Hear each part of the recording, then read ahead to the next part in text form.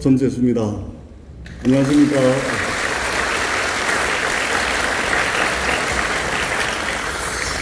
여기 이렇게 취임사를 준비를 했는데요. 이 취임사는 언론에 좀 배포를 해주시고 우리 해양수산부 내 뭐 공지 같은 거 올리는 데가 있죠. 거기에 좀 올려주시면 고맙겠습니다. 그렇게 준비한 취임사는 그렇게 좀 가름을 하고요. 제가 평상시에 가져왔던 생각들을 우리 공직자 여러분들과 함께 좀 나누고자 합니다. 제가 오늘 취임을 하게 되면은 이제 했는데 24번째 장관이죠. 23분의 해양수산부 장관이 아마 여기를 거쳐갔었을 텐데 이 23분의 장관님들 중에서는 아마도 물과 기름처럼 지내다 가신 분도 있을 테고 언제 왔다 갔지? 그런 느낌의 장관도 있었을 테고 야, 두 분 다시는 좀 안 봤으면 좋겠다. 이런 아마 장관도 있지 않았겠습니까?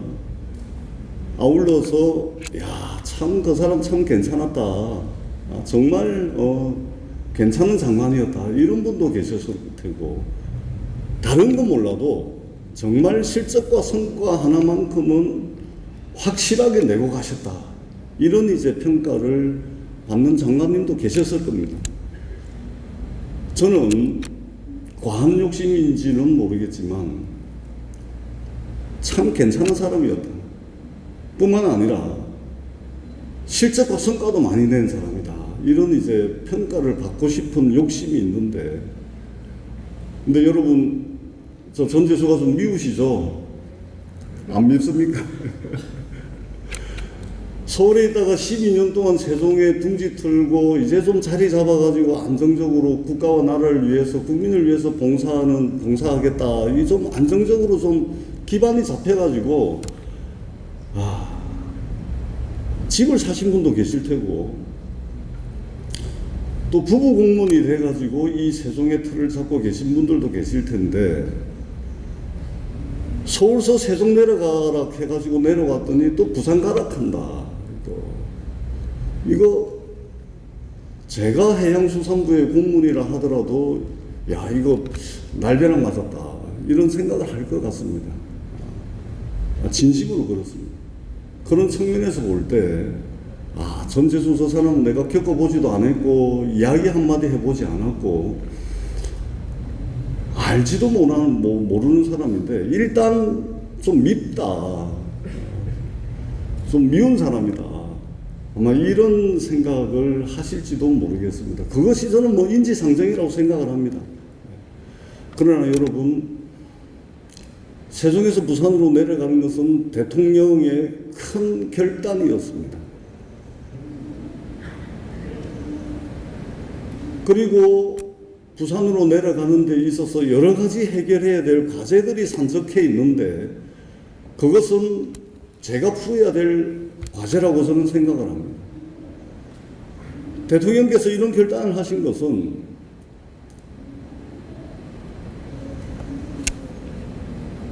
닥쳐오는 일만 해가지고는 대한민국의 미래가 없다라고 하는 절박한 심정이 있었습니다.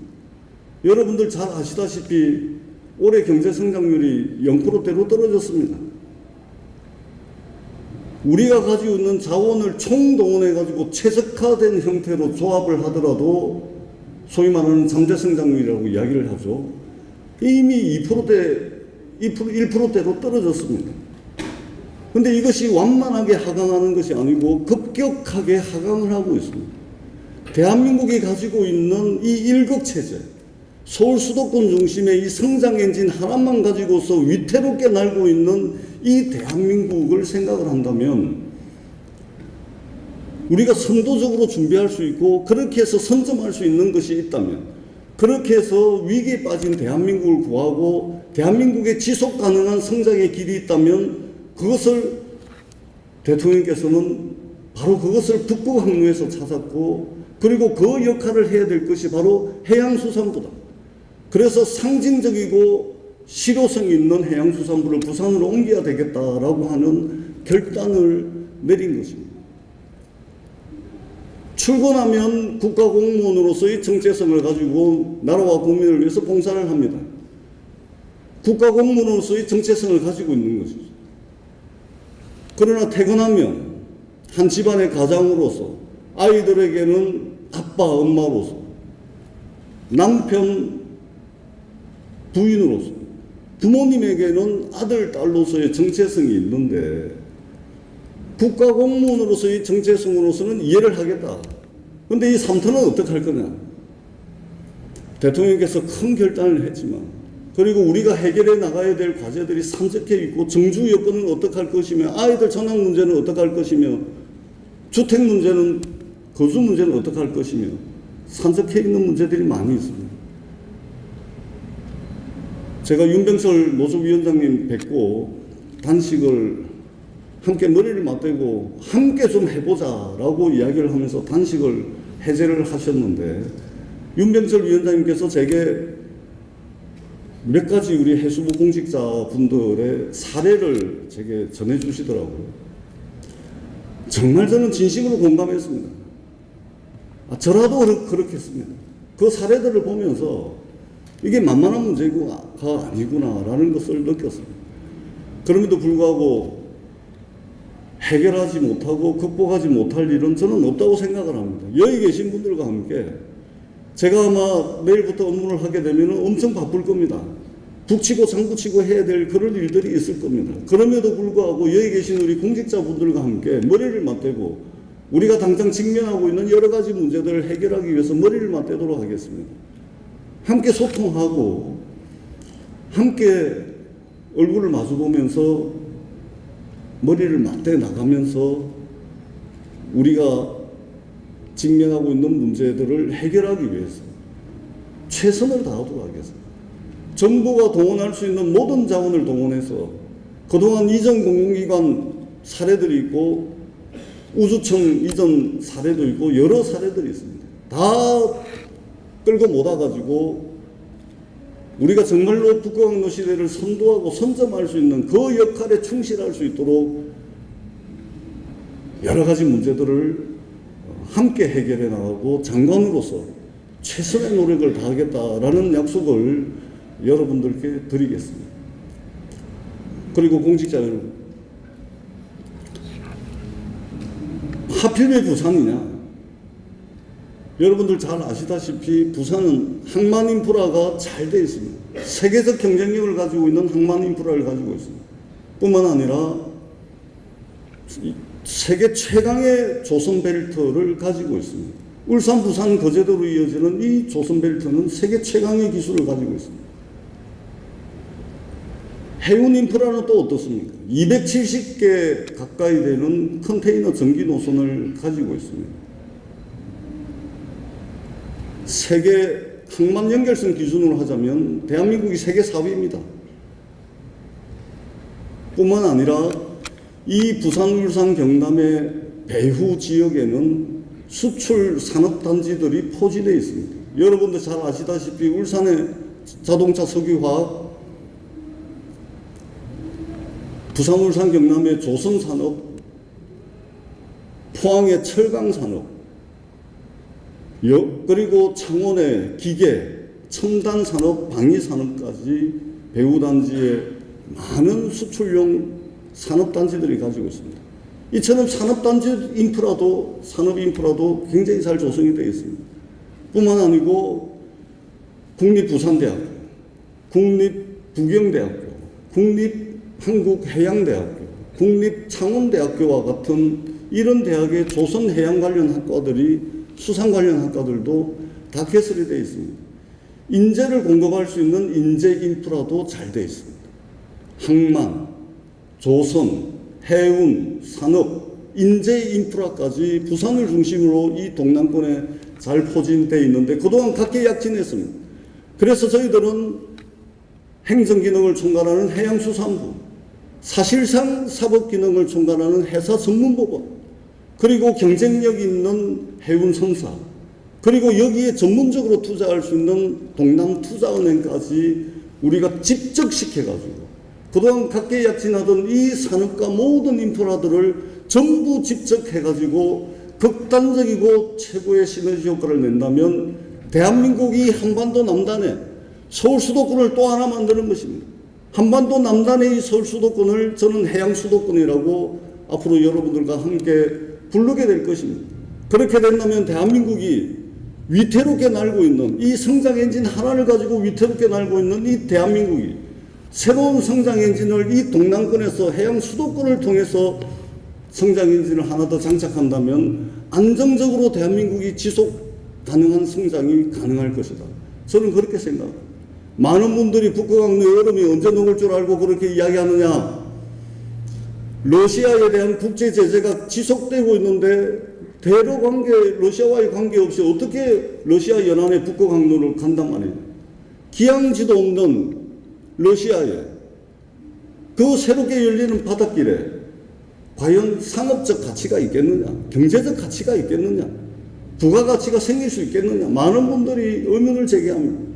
그러나 분명한 것은 얼음이 녹고 있고 새로운 바닷길이 열리고 있고 이 새로운 바닷길이 열릴 때마다 역사적으로 우리는 새로운 문명이 탄생했고 새로운 국제질서가 재편됐다는 것을 우리는 역사 속에서 확인할 수가 있습니다.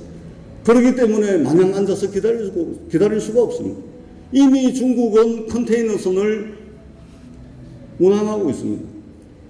러시아는 전쟁이 끝나자마자 무려 40조 원에 달하는 투자 계획을 가지고 있습니다. 프랑스는 어떻습니까? 프랑스를 대표하는 상사는 환경 문제 때문에 북극항로 우리 돈이 많이 이윤이 남더라도 그쪽 북극항로 길은 이용하지 않겠다 합니다. 그런데 뒤에서는 쉐링선 컨테이너를 구매하고 있습니다. 미국은 이미 15척에 달하는 쉐링선 구매 계획을 발표를 했습니다. 전 세계가 새로운 바닷길, 새로운 물길을 열리는 것에 대해서 전 국가적 에너지를 결집해가지고 움직이고 있습니다. 지정학적으로 이 북극항로의 가장 큰 혜택을 받을 수 있는 이 대한민국 남단, 이 인프라가 잘 돼 있는 여기에 우리가 조금 더 준비를 한다면 경쟁하고 있는 세계에서 우리가 주도적 위치, 그렇게 해서 북극항로를 선점할 수 있다. 이런 믿음과 확신을 저희들은 가지고 있습니다. 그렇기 때문에 여러분들 많은 개인적인 어려움들, 그럼에도 불구하고 그것을 저희들이 모르는 것은 아닙니다. 그럼에도 불구하고 행정기능을 총괄하는 해양수산부가 이 대한민국 남단에 가가지고 마중물 역할을 해야 되겠다라는 문제의식을 저희들은 가지고 있습니다. 그리고 어떤 분들이 이야기합니다. 이재명 정부 5년 내내 가가지고 5년 뒤에 정권 바뀌면은 해양수산부 또 세종으로 가는 거 아니냐. 천만이에요. 불가능한 일입니다. 제가 이전에 청와대 국정상황실에 있을 때 기보신보 본사 통합한다고, 본점을 통합한다고 했던 적이 있습니다. 그때 당시 제 기억으로는 부실 채권이 한 8천억 있어가지고 그거를 일반 회계로 다 털어주고 기보신보 통합해라. 그러면은 그 부실 채권 정부 재정으로 다 털겠다. 난리가 났죠. 전부 찬성을 하고 난리가 났습니다. 다 오케이 했습니다. 근데 결국 통폐합 못했습니다. 왜냐하면 기보신보의 본점이 하나는 대구에 있고 하나는 부산에 있고 대구 시민들, 부산 시민들이 난리가 난 겁니다. 안 되는 겁니다. 부산으로 해양수산부가 내려갔는데 어떤 정권이 들어서 가지고 해양수산부를 다시 다른 데로 옮긴다. 해양수산부의 기능과 역할을 축소시킨다. 해양수산부를 다른 부처와 통폐합을 시킨다. 불가능합니다. 여러분들 잘 아시다시피 해양수산부는 통폐합의 역사를 가져왔습니다. 정권이 바뀔 때마다 기능과 역할이 축소되고 정부조직 개편한답시고 융복합시대라는 명분으로 해양수산부를 여기저기 통폐합하는 그런 논의가 실제 이번 대선에도 있었지 않습니까? 그런데 부산으로 내려가면 이 해양수산부는 절대 없어질 수가 없습니다. 기능과 역할이 축소되는 일도 없을 겁니다. 영원한 부처로서 다른 부처는 다 통폐합이 되거나 기능과 역할이 조정될 수는 있겠지만 해양수산부는 그것은 불가능합니다. 부산, 울산, 경남에 800만 시도민들이 그것을 용납하지 않을 것이고 북부강류의 새로운 성장 엔진을 주도적으로 개척하고 있는 해양수산부를 도대체 해양수도권에서 누가 뺄 수 있단 말입니까? 그런 걱정은 안 하셔도 되겠다, 이런 말씀을 드리겠습니다. 다시 한번 우리 해양수산부 공직자 여러분, 그리고 해양경찰청의 공직자 여러분, 제가 장관직을 그만두고 떠나는 날에는 제가 서두에 말씀을 드렸듯이 그 사람 참 괜찮은 사람이었다, 다시 한 번 더 보고 싶다, 뿐만 아니라 실적과 성과도 많이 된 사람으로 기억에 남을 수 있도록 최선을 다하겠습니다. 열과 성을 다하겠습니다. 그러나 혼자서는 불가능합니다.